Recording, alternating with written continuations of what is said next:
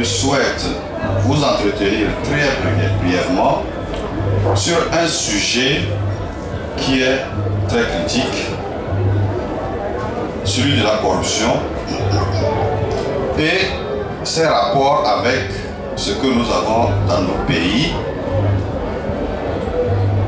qui sont des dictatures déguisées en démocratie et dont le surnom désormais bien connu, c'est les démocratures. Alors, c'est quoi une démocrature? Alors, on va déjà définir un peu cette notion. Une démocrature n'est rien d'autre qu'une mascarade de la démocratie. Une dictature, donc, qui se couvre d'une mascarade de démocratie. La démocrature, c'est d'abord, donc, des élections truquées. Puisqu'on ne peut pas parler de démocratie sans qu'il y ait élection, sans que le peuple choisisse. Et là, on dit qu'on est en démocratie, mais en réalité, le peuple n'a jamais choisi. Donc, ce sont des dictatures déguisées. Alors, comment ces dictatures déguisées peuvent donc, comment ces dictatures peuvent se déguiser en démocratie? Donc, nous disons que d'abord, c'est par des élections frauduleuses. Mais alors, comment les élections frauduleuses sont possibles? Nous savons que les élections frauduleuses ne sont possibles que par d'abord la corruption. Le premier pilier sur lequel reposent les élections truquées, qui donne lieu donc à des démocratures, c'est la corruption. Nous le voyons, pendant les élections, des milliards et des milliards sont dépensés par des régimes en place pour faire leur campagne. On sait bien où va cet argent. Cet argent va dans les poches des responsables des cellules locales, ça va dans les poches des préfets, ça va dans les poches des commissions électorales, ça va dans les poches des membres du Conseil constitutionnel, ça va dans les poches des responsables de la sécurité militaire qui encadrent ces élections. Et personnellement, je peux vous faire une confidence sans aller dans les détails, mais en tout cas, tout le monde peut observer autour de lui qu'après les élections, ou même pendant l'organisation des élections, ou juste après, mais il y a des barons du régime qui deviennent encore plus riches. Voilà, moi j'en connais. Je ne vais pas des élus, des responsables, ils ne sont pas élus, des responsables locaux, au niveau des préfectures par exemple, ben, qui à la sortie, juste à la sortie des élections, on les voit avec une grosse voiture de luxe. Donc voilà le premier rapport entre démocrature et corruption. Et alors, est-ce qu'il est possible de lutter contre la corruption dans une démocrature? Donc la thèse que j'avance ici, c'est que la démocrature repose sur la corruption. C'est ce que je viens de dire. La répression elle-même qu'on voit pour imposer des élections frauduleuses ne vient qu'après. C'est quand la corruption n'est pas suffisante. Parce que cette corruption, elle ne corrompt pas seulement des personnes naïves ou même des personnes faisant partie du régime. Cette corruption aussi tente de rafler aussi au sein de l'opposition. Mais quand ça ne marche pas, c'est quand ça ne marche pas, quand la corruption au sein de l'opposition ne marche pas, c'est quand il y a des récalcitrants qu'on utilise en définitive la force. Donc le deuxième pilier d'une démocrature, c'est la force. Et d'ailleurs, on sait bien que une dictature c'est quoi? Une dictature c'est la force. Donc la dictature, c'est la force. La démocrature, c'est la corruption plus la force. La corruption étant le premier levier. Et donc, notre thèse ici, c'est qu'on a offert, il est impossible d'éradiquer la corruption dans une démocrature, encore une fois, parce que cette démocratie n'existerait pas sans la corruption. Mais maintenant, j'aimerais quand même aussi avancer une antithèse. Parce qu'on pourrait aussi se dire qu'un régime fort est à même d'imposer une morale sociale, une morale politique, une morale économique, une morale de gouvernance.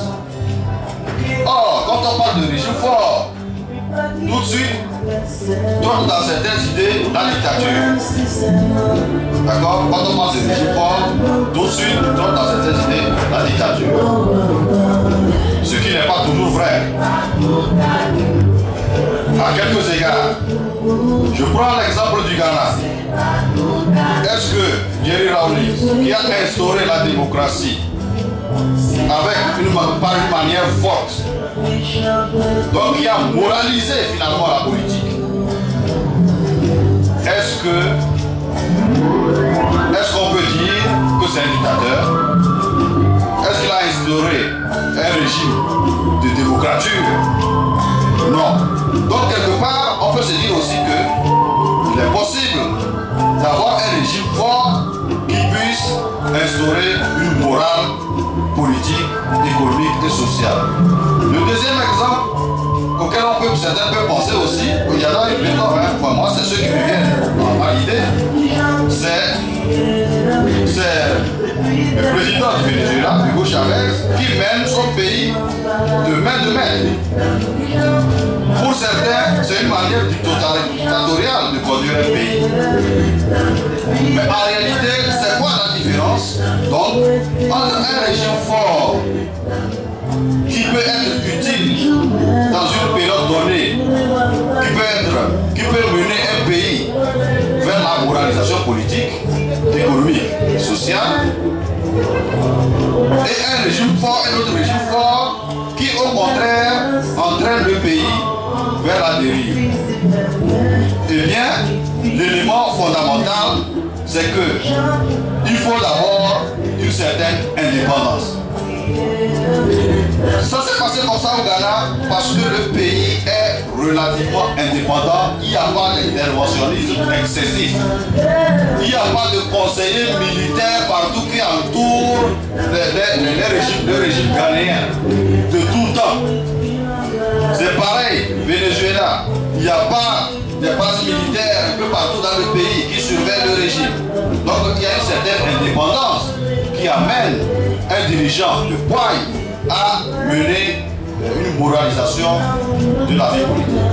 Et donc, je vais faire le lien par rapport à ce qui se passe justement dans nos pays où on n'a pas justement cette indépendance qui permet à un dirigeant de poigne de faire cette moralisation de la vie. Et là encore, on va voir que nous sommes face à des régimes qui, n'étant pas indépendants, traitent directement avec l'extérieur. Or, vous allez voir ce que je veux dire par là, c'est que cette corruption, elle est amenée en fait, finalement, par l'extérieur. La corruption en Afrique, la corruption politique en Afrique, elle est instaurée, elle est cultivée par les puissances extérieures justement qui dominent ces pays. Ces puissances ne peuvent pas le faire dans les pays qui ont une certaine marge de liberté.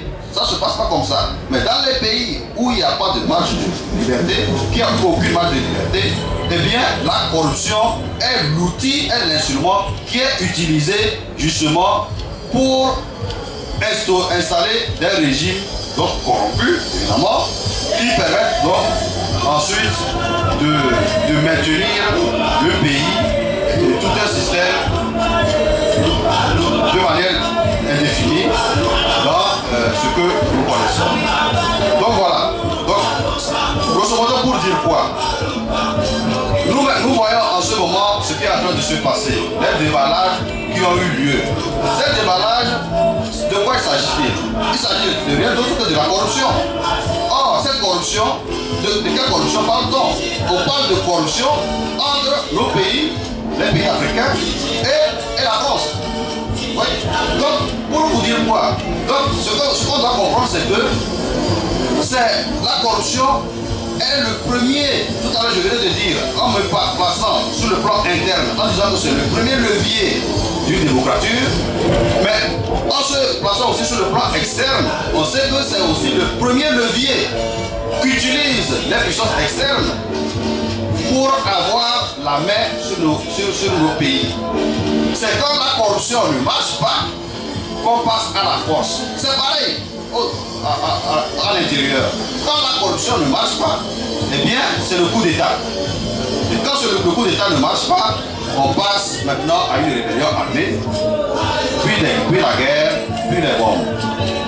Voilà le système dans lequel on est. Donc, on entend parfois dire, ah oui, au Cameroun, Paul Biya, il a fait emprisonner je ne sais qui, parce qu'il a fait, voilà, parce qu'il a détourné, il a fait quoi? Au Togo, de temps en temps on entend, voilà, on a emprisonné celui parce qu'il a fait des malversations. Il y a l'affaire Redémarre qui est tout à fait récente, etc. Tout cela ne doit tromper personne. Parce que justement, le fondement d'une démocrature, c'est la corruption. Je vous remercie.